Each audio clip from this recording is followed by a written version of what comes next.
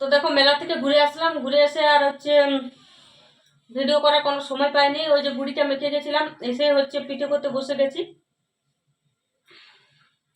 তো এদিকে হচ্ছে অনেকটা হয়ে গেছে, আর একটুখানি বাকি আছে। এই যে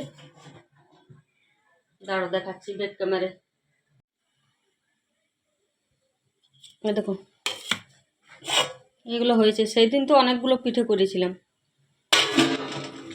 চলো এটাও হয়ে গেছে।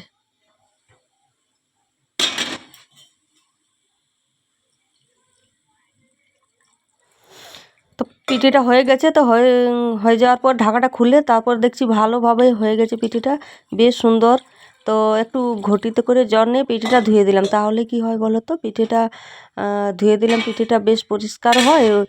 আর হাঁড়ির যে জলটা আর কি শুকিয়ে যায়, তো ফুটতে ফুটতে তো সেই জলটাও আর কি পূর্ণ হয়ে যায়। কারণ জলটা না বেশি করে হাঁড়িতে থাকতে গেলে তো ভাপটা ভালো করে উঠবে না, সেই জন্য হাঁড়িতে জলটাও রাখতে হবে। তো ঘটি করে জল দিয়ে ধুয়ে দিলাম, তাতে কি হলো না, পিঠেটাও ধোয়াটা হয়ে গেল, আর হাঁড়িটাতেও জলটা সেই যতটা আর কি শেষ হয়ে যায় হাঁড়িটার জলটা, তো ওটা আবার সেই পূর্ণতা হয়ে গেল। তো চলো এখন হচ্ছে পিঠেটা নামিয়ে নিলাম, নামিয়ে নিয়ে থালাটা একটু ধুয়ে নিলাম। থালাটা ধুয়ে নিলে ভালো হয়, একটু পিঠেটা বেশ সুন্দর হয়। কেননা ওই যে গুঁড়িগুলো লেগে যায় না ওই যে ফুটো ফুটো ইয়েগুলোর মধ্যে, তো ভাপটা তখন আর ভালো উঠবে না, বন্ধ হয়ে যায় গেলে। তো সেটা একটু পরিষ্কার করে ধুয়ে নিলে বেশ ভালো হয়।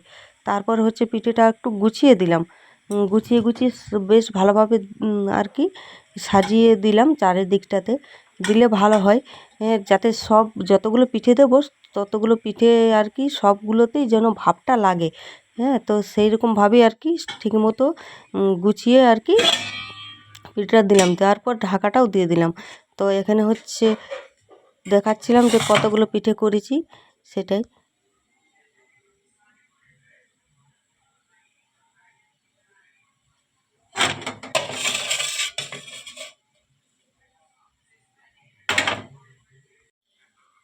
তো বাবা এই পিঠে না করতে কি কষ্ট গো, হাতে গড়ে গড়ে সে একটা একটা করে।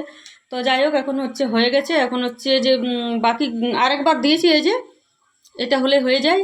আর বাকি গুড়িটা না মাখা রেখে দিলাম, কালকে রুটি করে দেবো, ঠিক আছে? হ্যাঁ হ্যাঁ ঠিক আছে, কালকে রুটি করে দেবো, আর পাচ্ছি না গো। তো চলো এখন ভেজে দেবো নাকি তোমাদের এটা? দেখি একটু ভেজে দেবো, না ছেড়ে দাও, ভেজে দেবো দেখি একটু। তো চলো।